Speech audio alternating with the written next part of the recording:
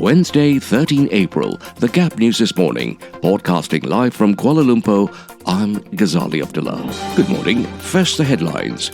Ex-diplomats plan protest letter over PM's UAE debacle. Government did not agree to 1,500 ringgit pay for Indonesian maids, says Saravanan. Bukit Aman denies offering Nicky Liao plea deal. Ukraine war, peace talks at the dead end, Putin says. At least 13 injured in Brooklyn subway shooting, undetonated devices found. And Italy freezes 472 million ringgit villa linked to F1 driver Mazepin's family. And now the news in full. A group of former ambassadors is planning to write a letter of protest to Wisma Putra, following a fiasco involving the Prime Minister's visit to the United Arab Emirates UAE late last month. Nur Farida Muhammad Arifin, who once served as an ambassador to the Netherlands, told Free Malaysia Today that many of her former colleagues were outraged at the manner in which the matter was handled. They were particularly dismayed with the recall of the ambassador Tariq Sufyan and Consul General Hasril Abdul Hamid from their posts.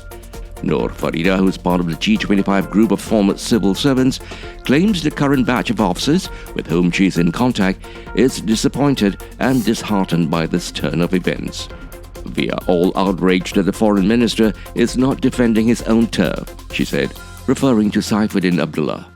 She said that based on text messages she exchanged with her former colleagues in Wisma Putra, the anger was mostly aimed at the minister and non-performing officers at the Prime Minister's office.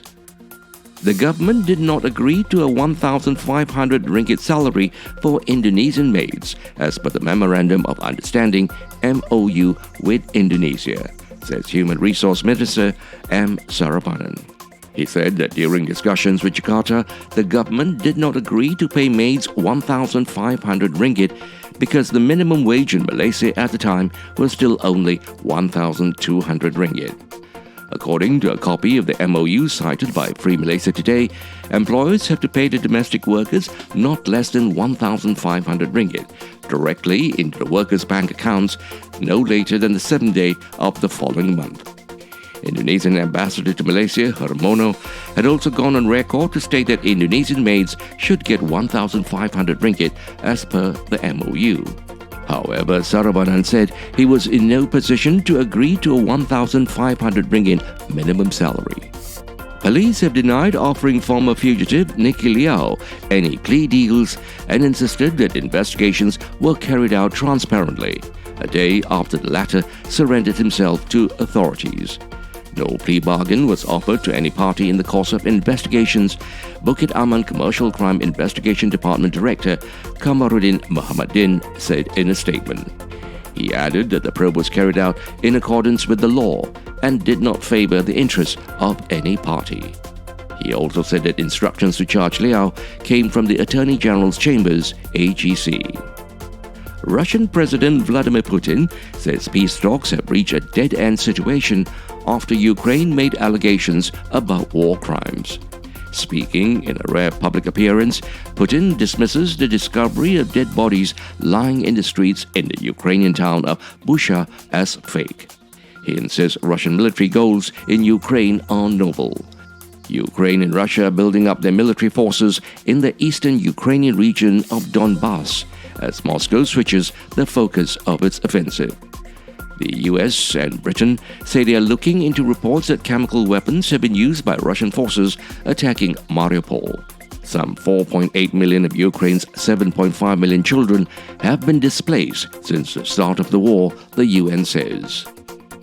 At least 13 people were injured during a rush hour shooting at a subway station in the New York borough of Brooklyn today, where authorities said several undetonated devices were recovered amid chaotic scenes. Ambulances lined the street outside the 36th Street subway station, where a New York police spokesperson said that officers responded to a 911 call of a person shot at 8:27 a.m. Unverified video footage posted on Instagram appeared to show passengers tending to bloodied victims lying on a smoke-filled station platform. The images showed subway staff shepherding panicked passengers, some still clutching their morning coffee cups, off the platform and into the carriages of a stationary train. A sign saying 36th Street can be seen in the background. An unidentified person can be heard saying that a fire had been set in the train car and that he saw at least 8 people shot. According to NBC, citing NYPD and senior law enforcement officials, a man in a gas mask and orange construction vest may have tossed a smoke canister on the platform to distract the rush hour crowd. The suspect was still at large, according to Manhattan Borough President Mark Levine. The city's fire department gave a total of 13 injuries at this time, while ABC News quoted police sources as saying at least 5 people were shot in the incident. And now for some sports news. Italian authorities said Monday they have frozen a €100 million Sardinia villa linked to Russian motor racing driver Nikita Mazepin and his oligarch father Dmitry. The financial police imposing a freezing order on the Rocky Ram villa in Porto Cervo on the spectacular Costa Smeralda coast on the northeast of the Italian island, a government official said. Nikita Mazepin was sacked by the Haas Formula One team last month after Russia's invasion of Ukraine. Days later, he was added to a list of Russians sanctioned by the European Union, alongside his father, Dmitry Mazepin, the owner and chief executive of chemical giant Uralchem. Italy has blocked hundreds of millions of euros of property, notably villas and luxury yachts, linked to Russian oligarchs sanctioned following Moscow's invasion of its neighbor. To end the bulletin, here are the headlines again. Ex-diplomats plan protest letter over PM's UAE debacle. Government did not agree to 1,500 ringgit pay for Indonesian maids, says Saravanan. Bukit Aman denies offering Nicky Liao plea deal. Ukraine war, peace talks at a dead end, Putin says. At least 13 people injured in Brooklyn subway shooting, undetonated devices found. And Italy frees 472 million ringgit villa linked to F1 driver Mazepin's family. This has been the Gap News this morning, Wednesday, 13 April, with reports from Free Malaysia Today, The Vibes and the BBC World Service. The Gap News is also available on the internet news portal Melaka Hari Ini. We hope you found the bulletin informative. We certainly welcome hearing from you. If you do have the opportunity, please do write in. We would certainly love to hear from you. Podcasting live from Kuala Lumpur, I'm Ghazali Abdullah.